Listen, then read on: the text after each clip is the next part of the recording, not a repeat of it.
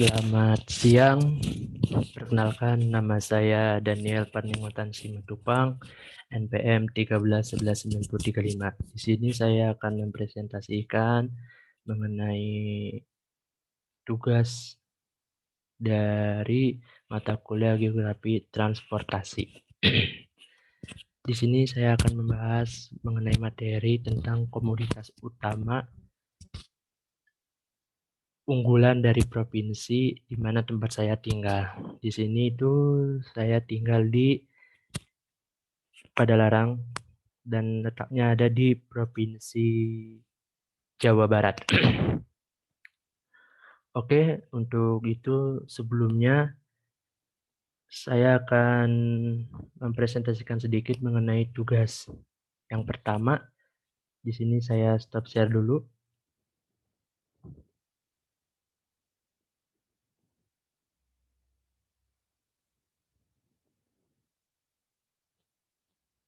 Ya, di sini itu mengenai tugas yang pertama.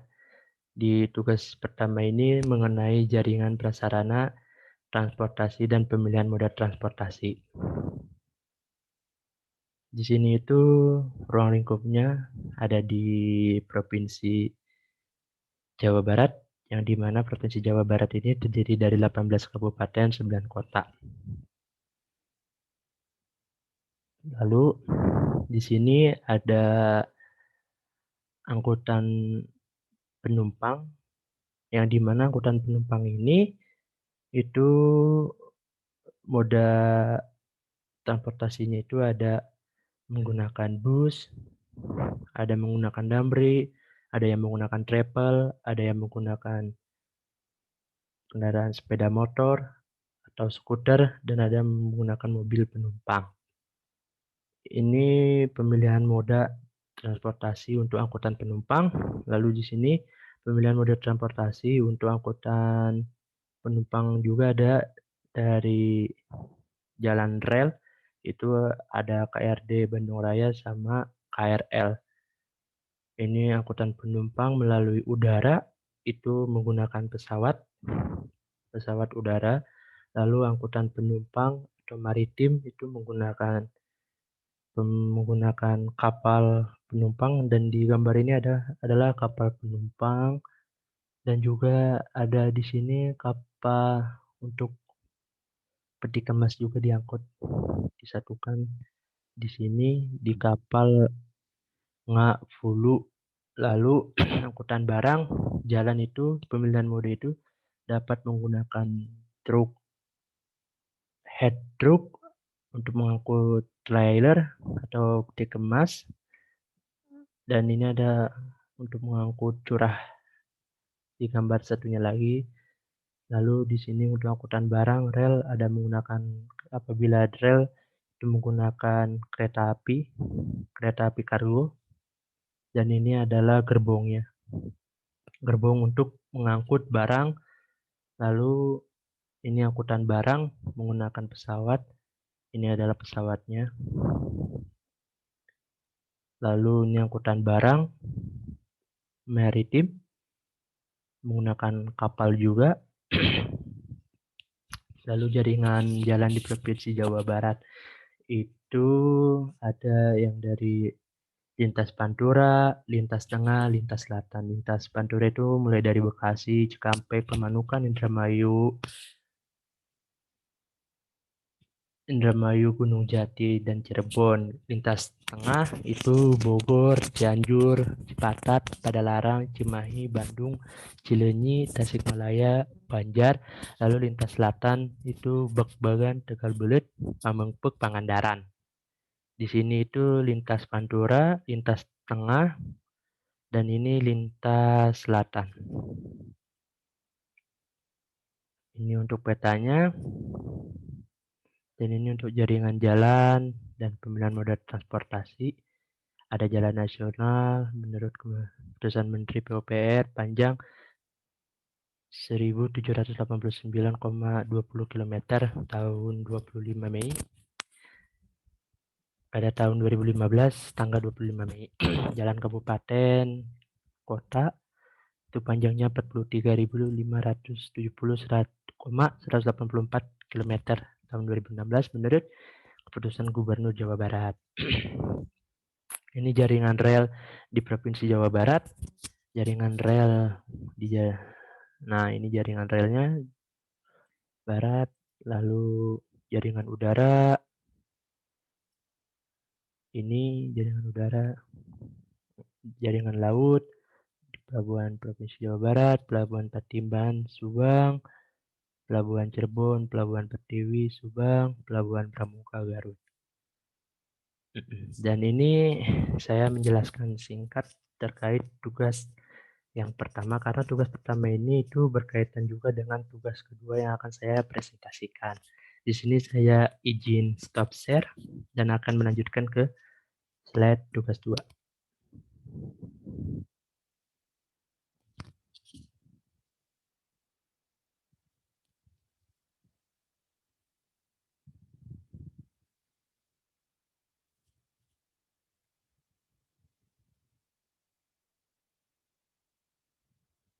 Ya, di sini itu adalah tugas 2 mengenai komoditas utama unggulan dari Provinsi Jawa Barat. Provinsi Jawa Barat.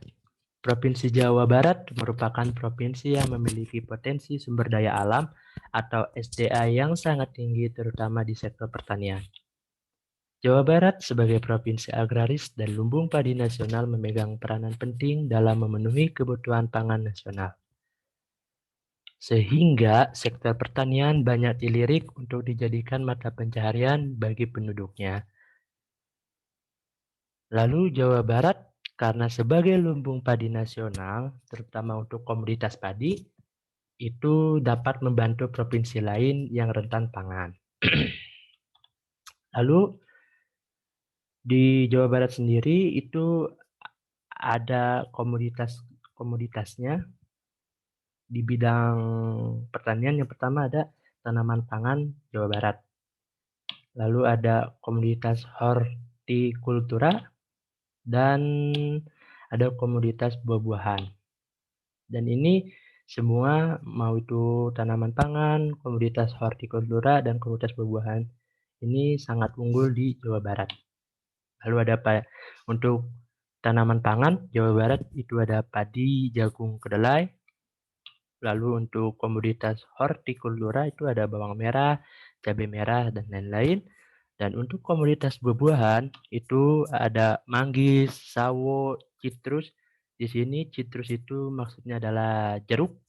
Lalu ada nanas, belimbing, dan lain-lain. Lalu untuk padi organik, di sini padi organik ini banyak ditanam atau dibudidayakan di Kabupaten Subang. Di sini padi merupakan salah satu komoditas utama Jawa Barat. Lalu kebutuhannya meningkat setiap tahunnya seiring meningkatnya penduduk Jawa Barat.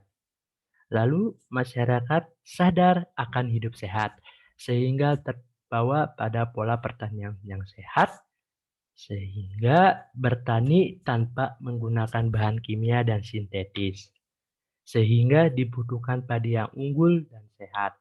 Maka karena udah ada kesadaran dari masyarakatnya sendiri untuk hidup sehat, sehingga terbawa kepada pola pertanian yang sehat juga, maka muncullah yang namanya inovasi dalam pertanian, terutama di bidang pangan yaitu padi.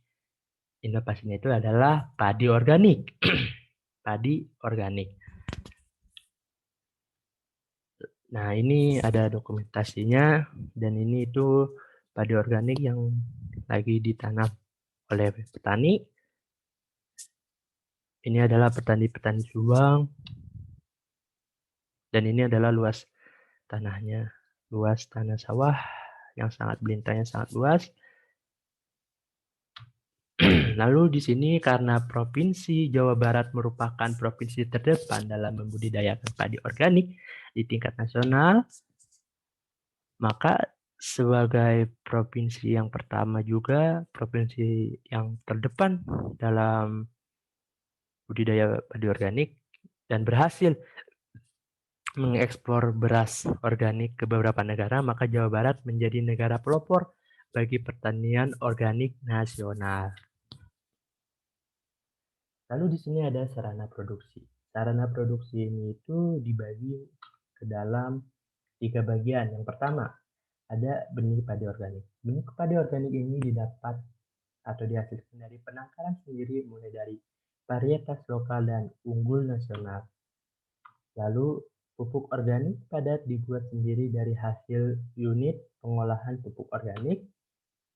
Dan yang ketiga, ini pestisida nabati. Jadi pestisidanya itu tidak terbuat dari bahan-bahan kimia, tetapi terbuat dari bahan-bahan alam seperti daun sirsak dan daun babadotan. Dan ini adalah packaging pengirimannya. Jadi sebelum padi itu di packing, sebelum dialirkan didistribusikan ke konsumen, si padi itu masuk ke dalam namanya gilingan. Dan itu gilingannya itu proses untuk memisahkan dari debu, kotoran, atau hama yang masih tertinggal di dalam padi tersebut. Ini adalah gilingannya. Masuk ke sini. Lalu sehingga setelah sudah melalui tahap-tahap pembersihan, melalui tahap-tahap steril, maka barulah dikemas dengan menggunakan yang namanya plastik. Di sini tuh ada plastiknya.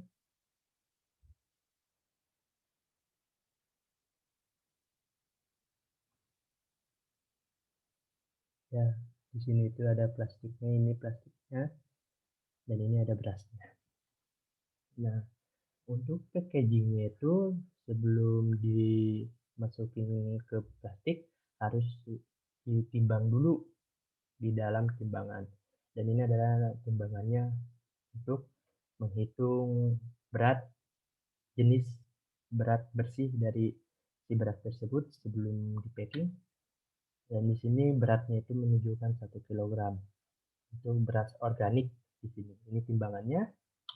Lalu setelah ditimbang, maka dimasukkan ke dalam mesin pengeras. Jadi si plastik ini dipanaskan, lalu nanti tertutup rapat sehingga bakteri atau hal lainnya tidak sulit untuk masuk ke dalam beras tersebut. Dan ini hasil packingnya. Untuk packingnya itu seperti ini.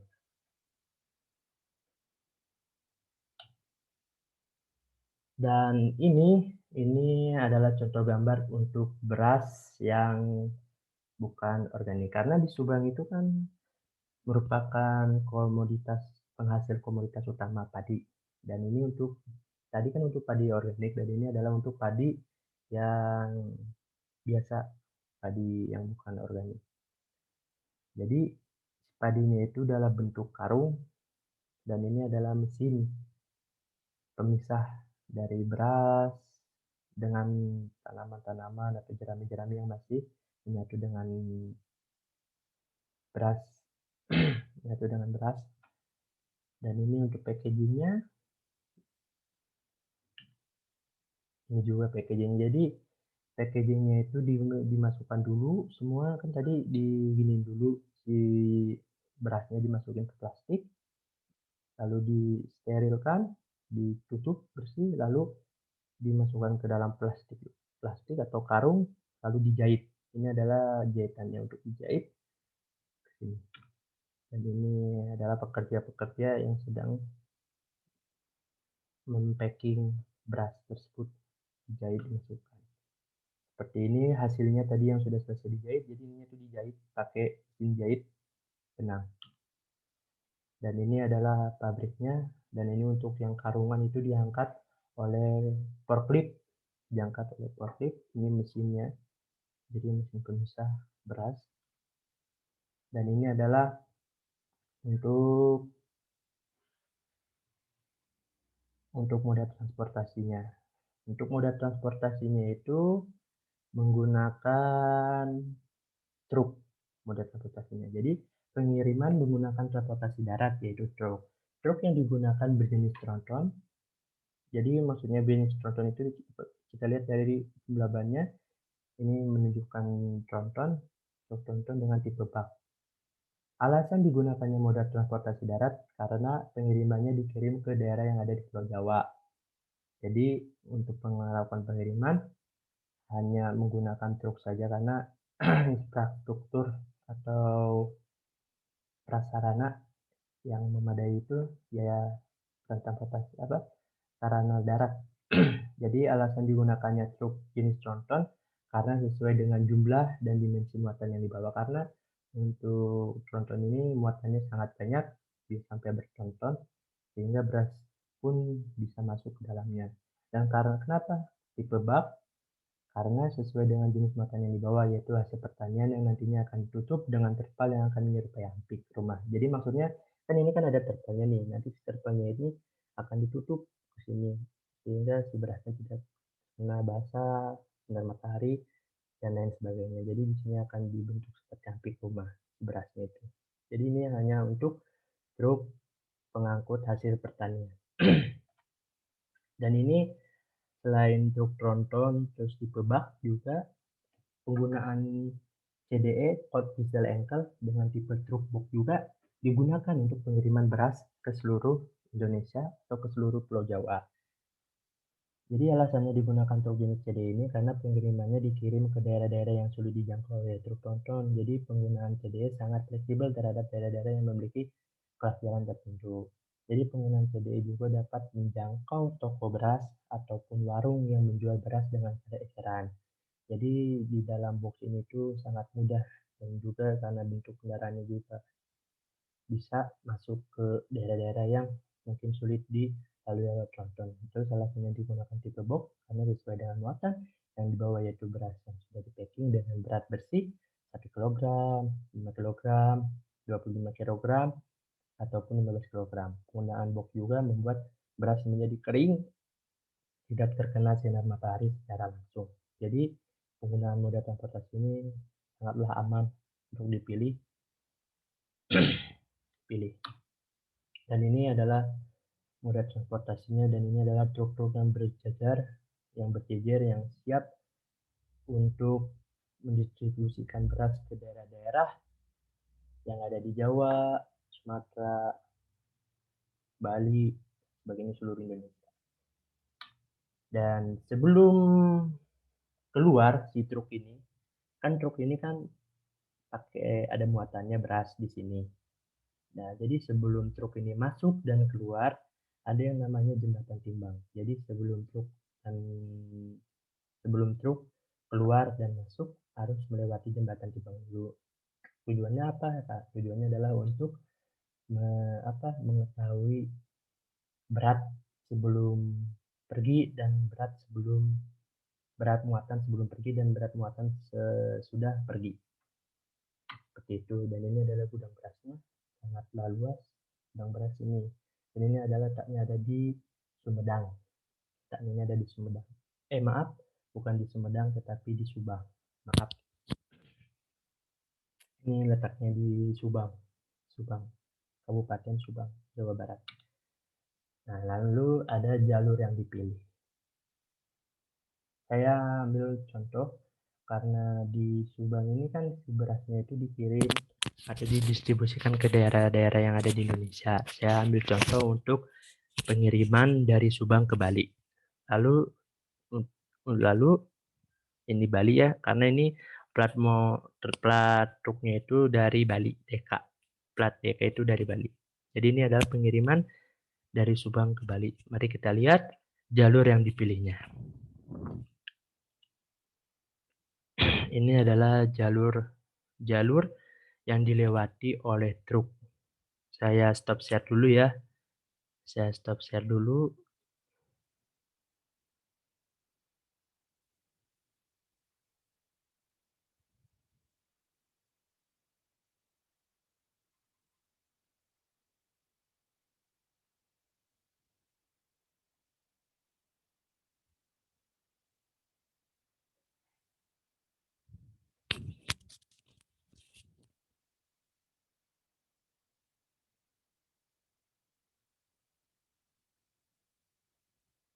Ya, di sini sudah terlihat Maps.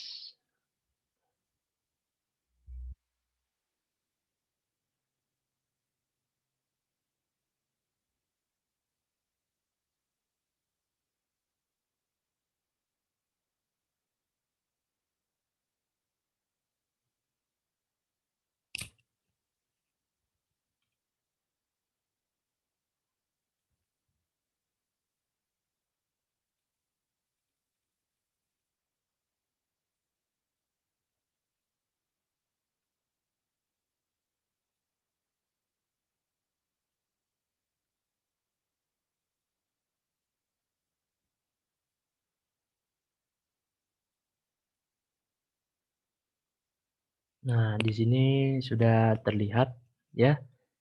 Di sini sudah terlihat untuk jalur yang dipilih dalam proses pengiriman beras dari Subang ke Bali.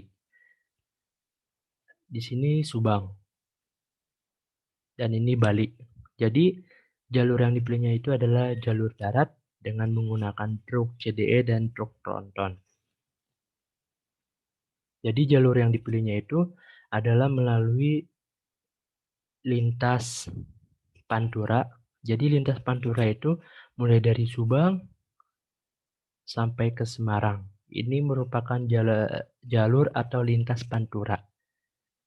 Dan ini adalah dari Semarang turun turun sampai ke Surakarta, Semarang, Surakarta hingga ke Surabaya. Ini merupakan jalur tengah atau lintas tengah, lalu masuk lagi ke Pantura, lewat lagi Pantura, lalu sampailah di Banyuwangi atau di Pelabuhan Ketapang. Dari Pelabuhan Ketapang nanti bermultimoda, berpindah moda, yaitu kita harus menyeberang pulau dari sini. Ini pulau, ini Ketapangnya, ini sini Ketapang, dan ini kita nyebrang ke sini, nyebrang, lalu kita masuk di, setelah nyebrang kita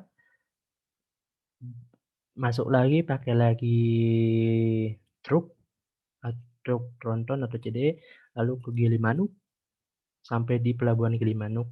Lalu dari Gilimanuk barulah sampai ke Bali. Barulah di sini yang barang-barang itu seperti beras, beras-beras itu didistribusikanlah ke sini. Jadi inilah jalurnya. Mulai dari sini, sini, sini.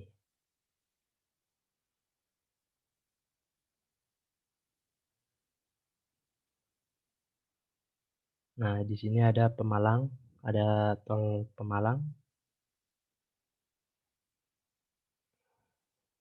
Ini Subang, ya kan?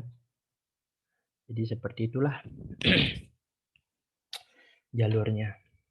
Dari sini ke sini, ke sini, sampai ke sini. Ini jalur Pantura, jalur tengah, lintas tengah, lalu masuk lagi ke Pantura lagi. Hingga ini ke sini.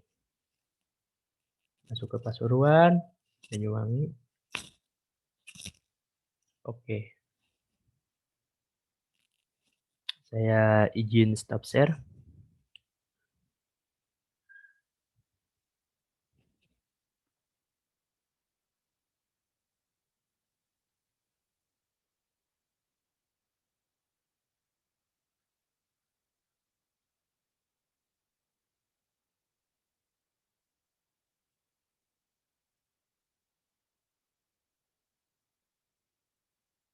Nah, tadi kan jalur yang dipilih dari Subang ke Bali adalah lintas Pantura yang dari sini, lalu lintas tengah, lalu masuk lagi ke lintas Pantura lagi hingga sampai di Banyuwangi di Pelabuhan Ketapang. Jalur yang dipilih dari Subang ke Bali adalah melalui darat, dan nanti kita sampai di Pelabuhan Ketapang akan bermultimoda menggunakan kapal penyeberangan menuju Bali. Lalu jalur darat dipilih karena infrastruktur yang memadai untuk dilalui truk, tronton, dan truk CDE adalah jalan tol dan jalan raya. Dipilihnya lintas Pantura karena jalurnya lebih pendek menuju Semarang dan Surakarta. Lalu berpindah ke lintas tengah karena kondisi jalan di lintas tengah sangatlah baik. Lalu demikian juga